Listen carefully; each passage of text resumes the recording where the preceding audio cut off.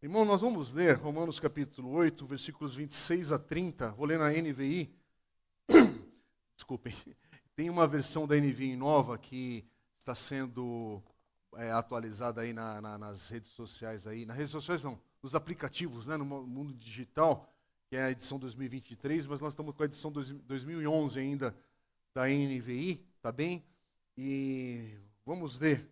Vai estar sendo projetado também. Fique com a sua Bíblia aberta depois. E aqui Paulo diz, a partir do versículo 6, da seguinte maneira, presta atenção. Da mesma forma, o Espírito nos ajuda em nossa fraqueza, pois não sabemos como orar, mas o próprio Espírito intercede por nós com gemidos inexprimíveis. E aquele que sonda os corações conhece a intenção do Espírito, porque o Espírito intercede pelos santos de acordo com a vontade de Deus. Sabemos que Deus age em todas as coisas para o bem daqueles que o amam, dos que foram chamados de acordo com seu propósito. Pois aqueles que de antemão conheceu, também os predestinou para serem conformes à imagem de seu Filho, a fim de que seja o primogênito entre muitos irmãos. E aos que predestinou, também chamou. Aos que chamou, também justificou. E aos que justificou, também glorificou. Amém? Irmãos, hoje esse texto é um texto bem rico. Só os versículos 26 e 27 já dariam uma mensagem. Mas, basicamente, a gente vai concentrar no versículo 28 nesse entorno. É esse versículo quando Paulo diz, sabemos que Deus age em todas as coisas para o bem daqueles que o amam, dos que foram chamados de acordo com seu propósito. Aqui é uma das promessas, uma das maiores promessas da palavra de Deus, está nesse versículo. Talvez um dos versículos também que tem seu grau de dificuldade aqui para você absorver e entender o que Deus quer dizer com isso. Para mim e para você. Mas talvez aqui é uma daquelas promessas que tem ajudado a você, a mim, a cada um, quando você passa por situações difíceis, a continuar confiando em Deus. Aqui é um daqueles versículos que talvez nas suas experiências que você não vê muito sentido, você não entende o que está acontecendo, um momento talvez de dor no teu coração ou de algum dardo maligno Satanás contra a tua vida, e você sabe o que isso quer dizer, mas a adversidade que se levanta contra você, é que quer dizer esse versículo, que todas as coisas cooperam para o bem daqueles que amam a Deus. O que é crer nessa palavra, nesse dia teu, no dia da tua dificuldade, no dia que teu coração chega aqui, talvez amargo, pesado. E eu tenho isso nesse ano, são várias ondas que vêm, várias circunstâncias. Você deve ter vivido também várias ondas nesse ano de 2024. Cada um tem uma intensidade e um grau diferente. Não tente se comparar com o do teu irmão. Isso não tem explicação para a gente querer entrar nessas comparações. Mas, contudo, aqui é um versículo que aqueles que são discípulos de Jesus, você que é um cristão nascido de novo, mas cedo ou mais tarde, é esse versículo que vai estar de frente aí da tua vida, vai estar diante de você, diante de um momento de tristeza, de dor, de decepção, de perda, mas crer que todas as coisas cooperam para o bem. Então, uma das coisas que a gente entende nesse início aqui, e apenas pegando esse versículo, é essa verdade. Para os cristãos, para aqueles que nasceram de novo, para aqueles que têm o Espírito de Deus, todas as coisas cooperam para o bem o tempo todo. Todas as coisas. E eu vou repetir, todas as coisas cooperam para o bem o tempo todo, para aquele que está em Cristo. Mas espera aí, quando a Bíblia diz todas as coisas cooperam para o bem, isso não significa que elas cooperam dessa forma solta. Vem uma desgraça na tua vida e você bate nesse versículo. Todas as coisas cooperam para o bem. Não é sobre fazer um mantra gospel aqui, repetir esse versículo, quando vem algo terrível contra o teu coração, contra a tua vida, contra a tua família. Isso não quer dizer que todas as coisas cooperam para o bem, e aí é o destino. O destino, e aí você coloca o nome de Deus no meio e como mágica evangélica, aquilo vai se tornar em bem. Não é isso que Paulo está dizendo. E o que significa que Deus está fazendo aqui? Significa, em parte, que Deus faz todas as coisas cooperarem para o bem. Ele ressignifica muitas das adversidades que a gente enfrenta, das lutas que a gente passa, e apesar dela ter o seu grau de malignidade e de mal, e de ser parte dos sinais da queda nesse mundo, Deus pega isso e não deixa ser apenas mal. Não deixa ser apenas mais uma desgraça, mas Ele vai fazer algo bom, apesar disso chamado mal, e nisso estão todas as coisas, para aquele que está em Cristo Jesus. Agora, isso não quer dizer que Paulo não está dizendo aqui que todas as coisas são boas. Não confunda o texto, a maneira como o versículo aparece. Câncer é câncer. Um jovem perder a vida cedo é uma fatalidade, é algo terrível. Uma família que se separa é terrível também. Uma igreja que racha é terrível. Corrupção é terrível, injustiça é terrível. Pessoas malignas com poder na mão é terrível. Gente torta, má, com poder é terrível, é ruim, é maldade. Então há coisas que são más, são ruins, enfim. Misericórdia, sim. Mas para aqueles que estão em Cristo Jesus,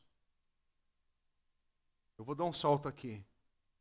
Mas sabe aquela pessoa que passou pela experiência das drogas, o que é terrível, o que é mal, o que provocou muita dor em muita gente, mas essa pessoa, ela tem um encontro com Cristo. E há o poder de Deus agora sobre sua vida que a liberta das drogas. E ela tem uma transformação que só o Evangelho, só o poder de Deus pode fazer numa vida. E aí, essa história desgraçada, ela é ressignificada e muda tudo. Porque agora a luz do Evangelho entrou, onde havia trevas, trouxe luz e mudou tudo. Mas aquela história é triste. Aquela história é terrível. Aquela história tem muita maldade, malignidade, coisas horríveis ali que não são para serem repetidas. Mas agora em Cristo Jesus se tornou para o bem. Mudou. E aí vai outros exemplos, que é riquíssimo aqui os exemplos que a gente pode tentar pensar, refletir e trazer. Mas é uma promessa esse versículo 28, e a gente vai ficar nesse versículo aqui hoje, porque, de novo, irmãos, é um dos textos mais ricos da palavra de Deus e que dá para fazer várias, diversas mensagens só nesse versículo e só nesse entorno aqui de versículos. Mas para nós hoje, a gente precisa ver o que essa promessa não é. E ela não é para todas as pessoas. Então presta atenção, aqui é um versículo e uma promessa que ela não é para todas as pessoas. Porque o versículo diz que é para aqueles que amam a Deus, que são chamados de acordo com o seu propósito. Não é para qualquer um. Então, outra maneira de pensar aqui é que todas as coisas não cooperam para o bem de todos. Você não está em Cristo Jesus, misericórdia. Porque todas as coisas não cooperam para aqueles que não amam ao Senhor e para aqueles que não são chamados de acordo com os propósitos de Deus. Então, a gente precisa pensar que a promessa não é para todas as pessoas, Não é para todos os casos, não. Mas, primeiro, essa promessa é para aqueles que amam a Deus. E o texto diz, para aqueles que são chamados de acordo com o propósito dele. Então, o que Paulo está dizendo aqui também é que, se você não ama a Deus, você não pode reivindicar essa promessa. Se você não é chamado de acordo com o seu propósito, você não pode pegar essa promessa como tua. Não adianta colocar um adesivo no carro, fazer uma camiseta, postar nas redes sociais. Se você não ama a Deus e não é chamado de acordo com o seu propósito, as coisas terríveis são terríveis. As coisas malignas desse mundo que já caíram sobre a tua vida, sobre a tua família, são terríveis mesmo. São dores, são coisas que a gente não consegue explicar, que nos deixam loucos até. Tanta pressão, tanta dor, tanta coisa. Aliás, olha o que Paulo já disse nessa carta no capítulo 2, versículo 5. Romanos 2, 5, descreve uma maneira como essa experiência que a pessoa vai tendo na vida sem Jesus, olha como é que afeta o seu futuro. Esse texto diz assim, por causa da sua teimosia e do seu coração obstinado, você está acumulando ira contra você mesmo para o dia da ira de Deus, quando se revelará o seu justo julgamento. Em outras palavras, para aquele que não está em Cristo, as experiências terríveis dessa vida, para qualquer um que está sem Jesus, infelizmente, cada dia elas não se transformam em bênção. Elas são terríveis, elas se transformam na própria ira de Deus para a vida daquele que está sem Jesus. E é interessante que não só as coisas terríveis, mas também as coisas agradáveis dessa vida, e que você está sem Jesus, ou sem Deus na tua vida, sem entender os propósitos de Deus para você, sem o amor de Deus. Interessante que as coisas boas dessa vida passam, talvez, pelo coração daquele que não tem Deus, e é um coração que não agradece, que não tem gratidão, que não bendiz o nome do Senhor quando poderia bendizer, e aí aquilo que poderia ter sido a bênção se transforma num ídolo, numa idolatria, porque a pessoa agradece o dinheiro pelo dinheiro, a experiência agradável pela experiência agradável, a família pela família. A pessoa agradece pelos filhos que tem, por causa dos filhos que tem, não é porque Deus deu esses filhos. Então a coisa que deveria ser bênção se transforma num ídolo. E aí isso se transforma em tudo aquilo para acumular a tal ira de Deus que fala aqui em Romanos também. E aí, não interessa se é pobre limpinho, ou rico, isso, aquilo, outro, porque não é sobre status social, não é sobre quem estudou mais do que o outro ou não teve a oportunidade da vida, a questão é se você tem Jesus. Porque você pode ser um pobre também sem Deus, e que também está sujeito a tudo isso, por não amar a Deus e não ser chamado de acordo com o seu propósito. E pode ser também um rico, que também não ama a Deus e também não foi chamado de acordo com os propósitos de Deus. Então aqui não é sobre um evangelho com aquilo que você conquistou nessa vida ou deixou de conquistar. A questão aqui é, você ama a Deus? Você ama o Senhor? Você foi chamado de acordo com os propósitos de Deus?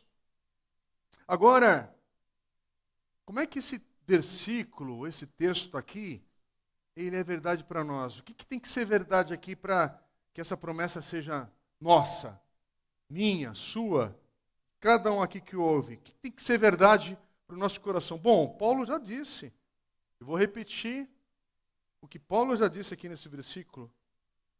Precisamos ser pessoas que amam a Deus. Sabemos que todas as coisas cooperam para o bem daqueles que amam a Deus. Mas então o que Paulo quer dizer aqui sobre amar a Deus? É interessante porque ele completa o versículo dizendo, aqueles que são chamados segundo o propósito de Deus. Mas algo que fica claro na palavra de Deus e sobre o amor a Deus, é que quando você quando cada um de nós, quando amamos a Deus, Deus é o centro da nossa vida. Deus é o centro das nossas afeições. Deus é o centro daquilo que a gente quer. Não é aquilo que Ele faz, aquilo que Ele nos dá, não são os seus dons. Irmãos, aquele que nasceu de novo, aquele que tem o Espírito de Deus, reconhece que Deus fez algo, uma obra que foi para valer na sua vida, que aqueles que estão em Cristo Jesus hoje, aquele que nasceu, teve o novo nascimento, a experiência do novo nascimento na sua vida, ele sabe que Deus o chamou da morte para a vida. Preste atenção nisso. Deus chamou você, que nasceu de novo, da morte para a vida, das trevas para a luz, do poder de Satanás para agora estar diante do poder de Deus, de uma vida de inimizade para com Deus, para agora amar a Deus. Quer dizer, esse chamado de Deus para aquele que nasceu de novo, para aquele que tem Jesus como seu Senhor e Salvador, é um chamado para o amor, para uma fé verdadeira. E o amor a Deus agora é a marca dessa pessoa verdadeiramente chamada. E é uma marca permanente. É o tempo todo esse amor de Deus está na tua vida. Para sempre, e sempre, e sempre, e sempre. E eu quero bater aqui para você que fica numa oscilação. Uma hora pensa que ama a Deus, outra hora pensa que não sei o quê. Não, quem ama a Deus, ama a Deus. Tem lutas, tem dificuldade. Mas você ama ao Senhor. Irmãos, o amor a Deus, lógico que tem momentos de intensidade diferentes, porque cada um aqui tem fraquezas. Cada um aqui tem lutas. Cada um aqui leva uma bordoada diferente da vida, de acordo com o ano, de acordo com o círculo, com o momento, com a idade, com a saúde, com a vida. Nossas histórias são diferentes. Nossas histórias são diferentes, assim, relacionamento com pais e filhos, com cônjuge, com um monte de situação. Mas você que é chamado por Deus, porque tem um chamado de Deus aqui, não é sobre apenas algo que Deus fez. Ele te chamou da morte para a vida, das trevas para a luz. Quem estava morto precisa ouvir um chamado, para ter esse chamado do novo nascimento aqui. É muito sério, irmãos. Porque aqueles que são chamados por Deus, de acordo com o seu propósito, esse amor a Deus define a sua vida. Esse amor a Deus define você. Porque esse amor a Deus veio para ficar no teu coração. Deus não veio para brincar com a tua vida, de esconde-esconde. Uma hora ele aparece, outra hora ele desaparece. Outra hora você tem que sair buscando a Deus e bater nos esconderijos aí para achar Deus. Não, não é sobre isso, não. O amor de Deus é algo permanente no teu coração. Agora, isso não quer dizer que a gente não sente, uau, uma pancada muito forte veio na minha vida. Opa! Uau, tá pesado. Tá pesado. Mas o amor de Deus está aí. Permanece em você. É presente. Ele define a tua vida como filho de Deus. Até porque, por isso que a palavra de Deus diz, a gente estudou aqui em novembro com a igreja, outubro, começo de novembro, sobre o que é ter a vida, o batismo e a plenitude do Espírito Santo.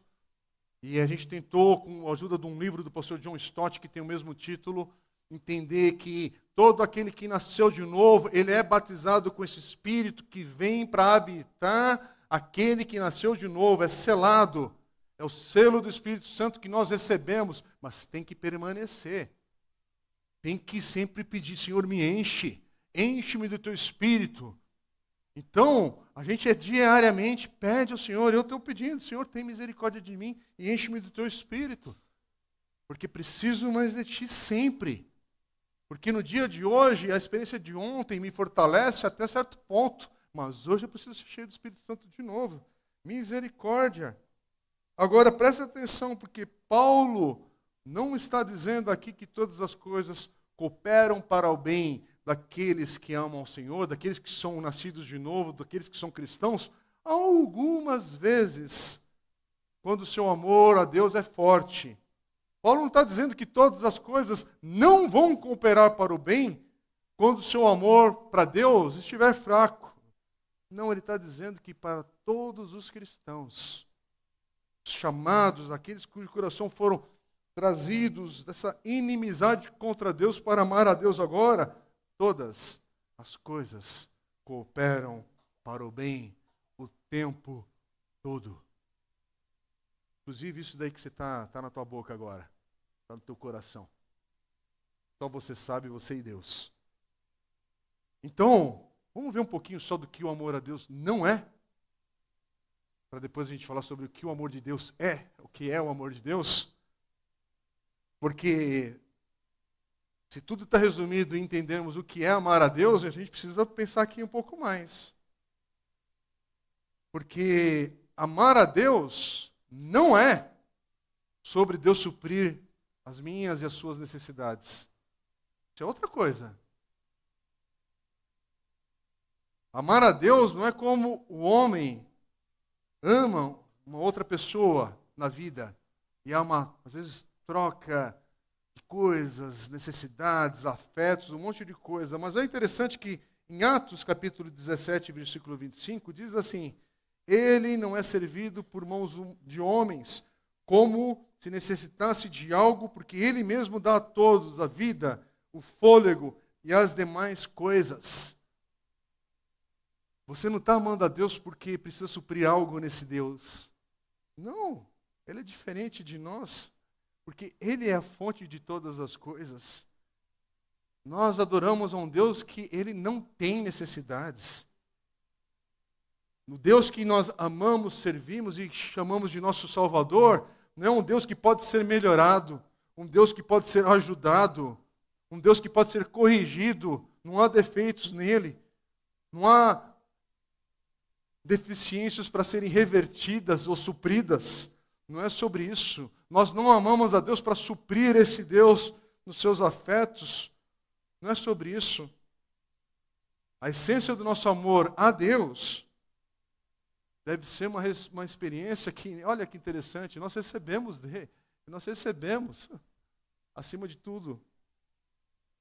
Só que amar a Deus, que não é sobre suprir as nossas necessidades, também não é. Amar a Deus também não é.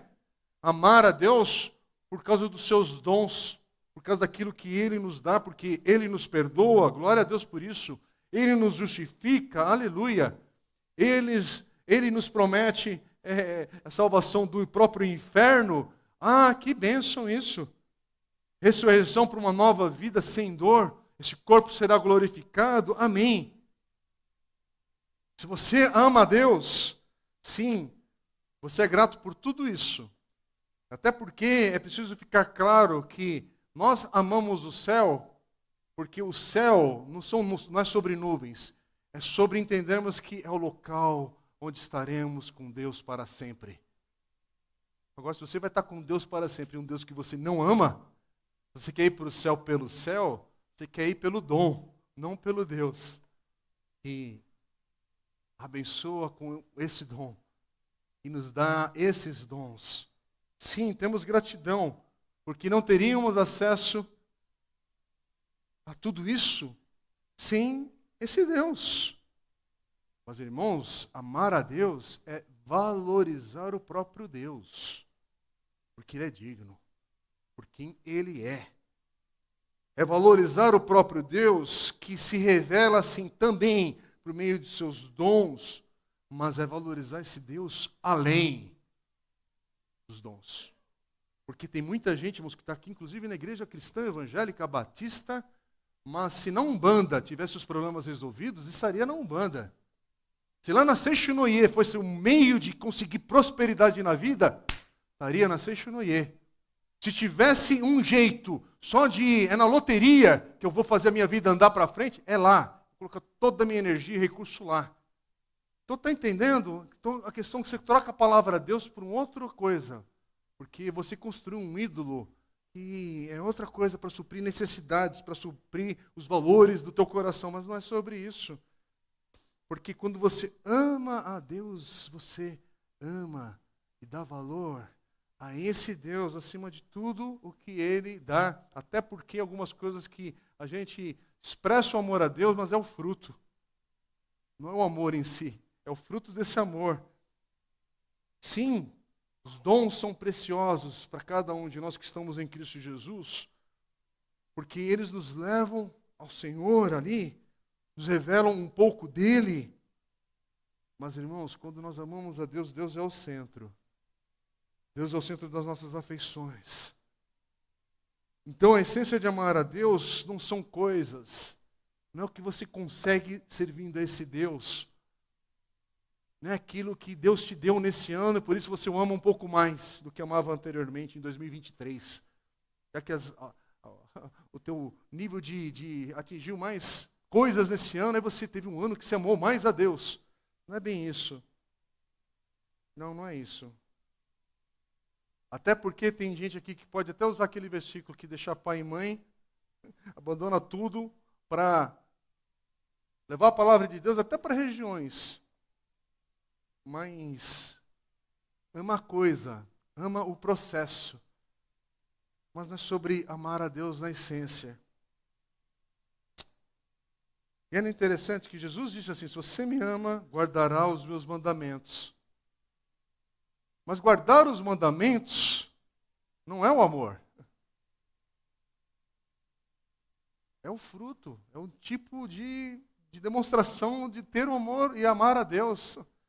Então você guarda. É o que, olha, João capítulo 21, versículos 15 e 17, é Jesus ilustrando essa conexão entre amar de verdade e o fruto da nossa vida. Porque ele vai perguntar para Simão Pedro 3 vezes: você me ama?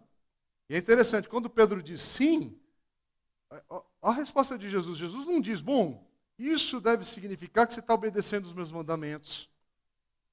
Isso quer dizer que porque você obedece aos mandamentos, então isso é o amor. Não. O que Jesus diz para Pedro? Cuide, apacenta as minhas ovelhas. Em outras palavras, Jesus está dizendo aqui, se você me ama, então haja como tal. Se você me ama, ame o meu rebanho, alimente-o. Que alimentar as ovelhas é fruto de amar a Deus. O amor a Deus é uma outra coisa. Amar a Deus, essa questão do que o nosso coração estima, valoriza, acima de qualquer outra coisa que pode ser o resultado disso, no relacionamento que nós temos com Deus. Irmãos, amar a Deus é algo que está aí dentro. Começar aqui dentro de nós. Mexe com a gente. Mexe com as nossas emoções, mexe com as nossas emoções espirituais. É algo que move você. Não é algo que, enfim, algo chacoalha você por ter esse amor de Deus em você. Há algo que não fica só dentro, porque vai refletir para fora. Vai se manifestar. Vai ter ações. Vai jorrar. Rios de água viva fluirão daqueles que receberam a salvação de Deus. Algo vai jorrar, algo não será contido. Irmãos, você fica feliz pelo perdão de Deus? Claro que fica. Você fica feliz porque Deus tem te dado novas oportunidades na vida? É lógico. Porque Deus te declara agora justo em Cristo Jesus? É claro. Você está liberto do inferno, de uma vida sem sentido? Sim. Estamos destinados ao céu? Sim. Se estamos em Cristo Jesus? Sim. Mas o nosso amor a Deus não é por causa dessas coisas. Nós também temos essas coisas, mas é sobre o próprio Deus. Então o que é o amor a Deus? Irmãos, amor a Deus é desejar o próprio Deus além dos seus dons. Amar a Deus é valorizar a Deus além dos seus dons. É apreciar a Deus além dos seus dons. É estimar a Deus além dos seus dons. É saborear, é prezar, é reverenciar, é admirar a Deus além de seus dons. Amar a Deus é estar satisfeito no próprio Deus, além de seus dons. Eu vou pedir para a Marcela clicar ali, que eu queria que vocês ficassem com isso visualmente. O que amar a Deus é? É o próximo slide, isso. Como é que isso bate no teu coração? Porque tem gente aqui que não está amando a Deus nesse ano de 2024 porque algo não foi respondido como você queria. Algo não chegou para a tua vida daquele jeitinho que você estava orando, jejuando, lendo a Bíblia, servindo. E aí você está confundindo uma experiência de um ano mais difícil com a essência. Você está confundindo a experiência nessa vida que tem luto, que tem festa de criança, que tem casamento, que tem divórcio, que tem um monte de coisa, que há os conflitos e as alegrias, com estar satisfeito no próprio Deus. E começa nele, em primeiro lugar. Tudo isso que está escrito aí, irmãos, é só para ajudar com algumas palavras, porque isso aqui são só algumas expressões e palavras para a gente entender o que é a gente se deleitar na glória de Deus, no próprio Deus, no Deus que revela um pouco da sua glória, quando a gente entende o Evangelho por meio de Jesus. Quando esse Evangelho nos alcança e há uma alegria do Senhor que passa por nós e está aí dentro daquele que nasceu de novo. Sabe por que está aí dentro?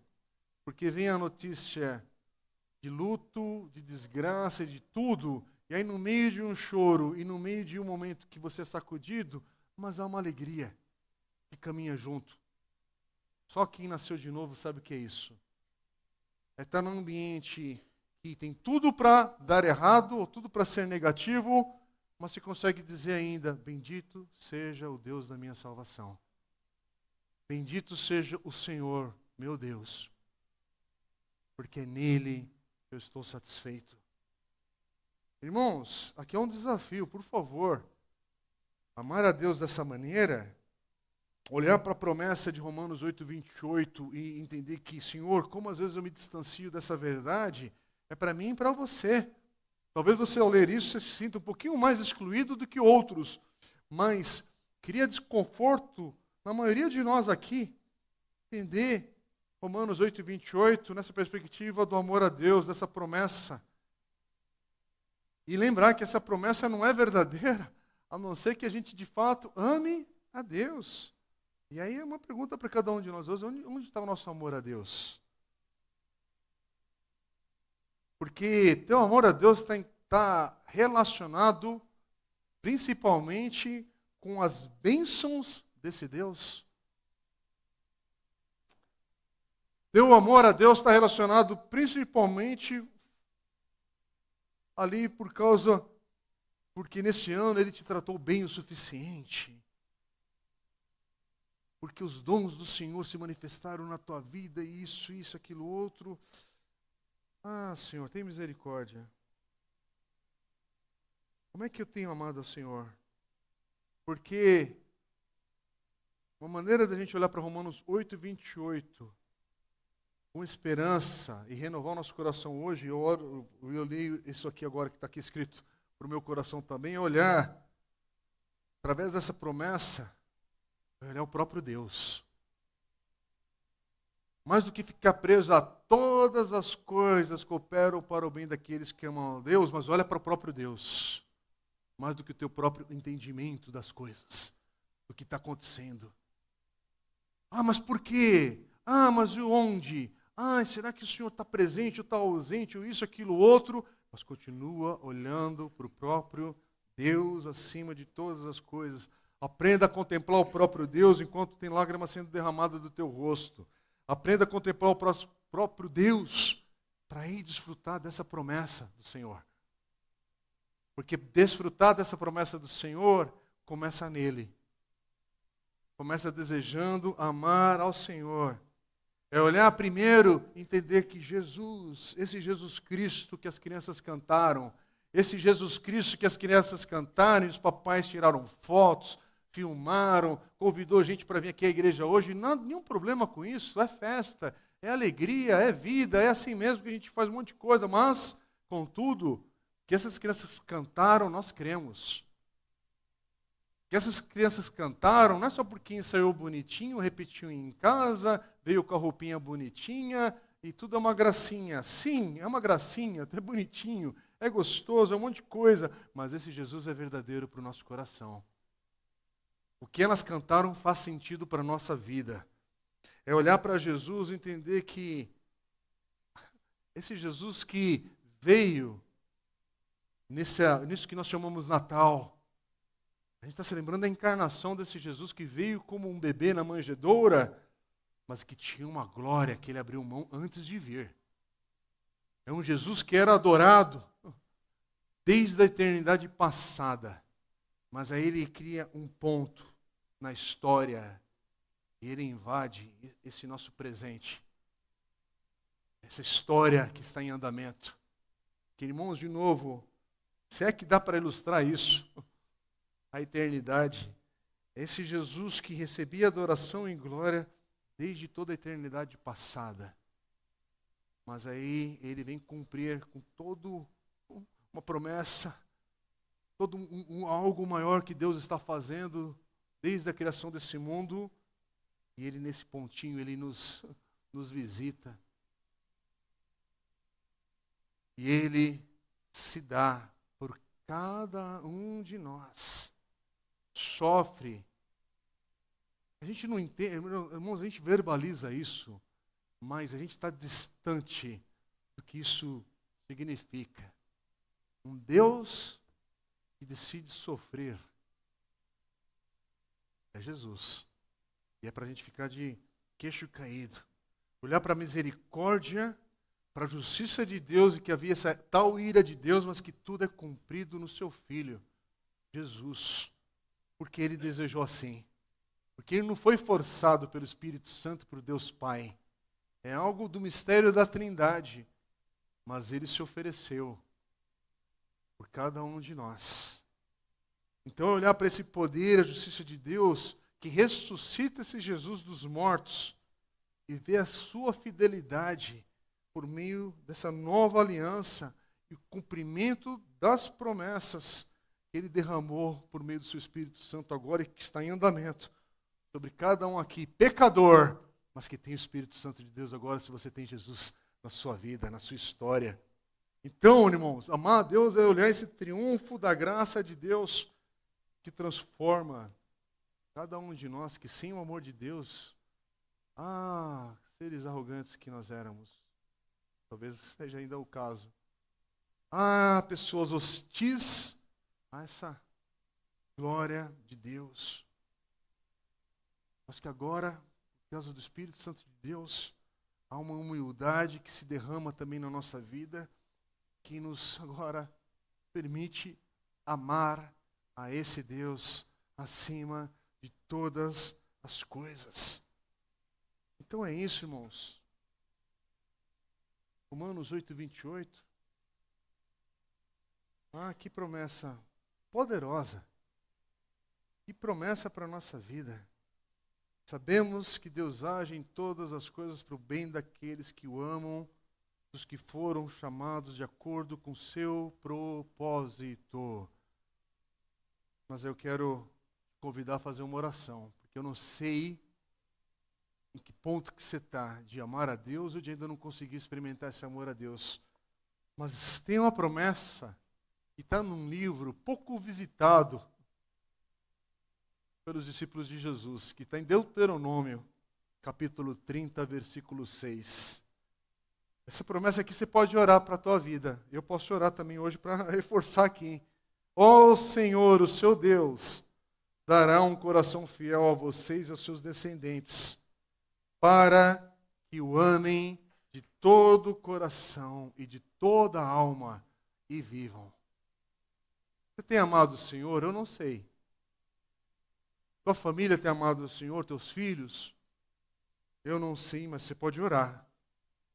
Ô Senhor, me dá um coração fiel, e dá um coração fiel na minha casa, nos meus filhos, a tua igreja aqui. Porque diz a vocês e aos seus descendentes. Então a promessa que fica para a nossa descendência. Amar a Deus de todo o coração, de toda a alma, para que haja vida. Como é que vai ser o teu Natal? Para muitos, é só o ajuntamento da família. É só comida à mesa. É só sobre chegar atrasado, chegar no horário, preparar isso, preparar aquilo outro. Irmãos, tudo pode ser muito divertido, bacana, legal. Mas tem um significado também maior. E pode e deve ser trazido à mesa. É sobre o amor de Deus. O amor de Deus que nos alcançou primeiro, porque Ele nos amou primeiro. Sempre começou com Ele. Por isso que Paulo repete mais de uma vez que é dele, por Ele e para Ele são todas as coisas. E a pergunta é, você ama a Deus? Porque todas as coisas cooperam para o bem daqueles que o amam. Mas você pode orar também para receber esse amor. Como nós lemos aqui em Deuteronômio. Vamos ficar em pé? Vamos, de alguma maneira, orar? Vamos pedir, Senhor, tem misericórdia de nós. Todos nós. Porque tem um momento, irmãos, que a gente também pode errar muito. É dentro de uma celebração de um culto a Deus. Falo isso porque eu sou PhD nisso também, irmãos. Irmãos, eu tenho um cacuete evangélico. Eu sei me comportar de maneira evangelical. Sei dar glória a Deus na hora que tem que dar glória a Deus. Eu sei abraçar e sei falar, amado. Né? E o coração está rachado por dentro. Então, Senhor, tem misericórdia. Porque hoje é um dia da gente lembrar, Senhor, me ajude a amá-lo acima de todas as coisas. Porque 2024 foi um ano difícil. Tem sido um ano difícil. E para a nossa comunidade, que ano, irmãos? É até interessante, porque a gente sempre pensa que o ano que vem, não, mas o ano que vem vai ser, né? Finalmente passou aquela locomotiva. Mas a vida se renova das experiências boas e também das pesadas, porque a vida ela vai indo. Aliás, a história está caminhando para o dia do Senhor. E parece que as coisas vão se apertando mais. Deus dá alívio, mas vai apertando e vai dando alívio. Isso vai. Que nós estamos indo numa direção, aqui não é o ponto final. Aqui é a celebração deste domingo que pela graça e misericórdia de Deus, Ele nos permitiu nos reunirmos aqui. Como é que está o teu coração? Meu coração está rachado. Apresenta ele do jeito que está. Teu coração está como? Estou hoje com um coração de dúvidas. Estou com um coração cheio de perguntas. Então coloca isso diante do Senhor. Mas a questão é que o próprio Deus promete estar no nosso meio, porque isso é uma promessa. Onde 2 ou 3 estiverem, o Espírito Santo de Deus está ali. E aqui, o Espírito Santo de Deus está aqui. Então não é sobre como você está apenas, mas como você está, fica firme para a glória do Senhor. Como você está, fica firme, permaneça, prossiga. 2025 está logo aí. Mas ainda falta, mas fica firme. Mas fica firme pelo próprio Deus. Não pelas coisas. Não para aquilo que Ele vai fazer e vai fazer. Não para aquilo que Ele, isso e aquilo, porque pela misericórdia dEle, Ele ainda vai responder. Pela misericórdia dEle, Ele ainda vai curar. Pela misericórdia dEle, Ele ainda vai restaurar. Mas Ele é digno. Ele te sustente, que Ele te guarde, que você o ame acima de todas as coisas. Vamos orar, Pai querido. Senhor, hoje é um dia para que nós nos alegramos com a apresentação das nossas crianças, com aquilo que elas cantaram. Nós nos alegramos por estarmos nesse mês de dezembro, um mês de celebração de Natal, de Ano Novo, de esperança. Mas, Senhor, como a gente pode se iludir com coisas, com momentos, com circunstâncias, e isso nos roubar a alegria do relacionamento verdadeiro com o Senhor, pelo próprio Deus. Deus da nossa salvação, Deus que nos deu vida, Deus que nos criou, Deus que fez todas as coisas. Mas o Senhor é digno acima de tudo isso. Então nos ajude neste momento, Pai, de celebração, de encontro, de ano, momento que cada um aqui está vivendo, quem ouve essa palavra, Senhor, nos ajude a amá-lo acima de todas as coisas, com toda a nossa vida, com toda a nossa alma, de todo o coração. Ensina-nos a amá-lo, porque o Senhor é digno do nosso amor. Bendito seja o Senhor hoje e sempre, Pai.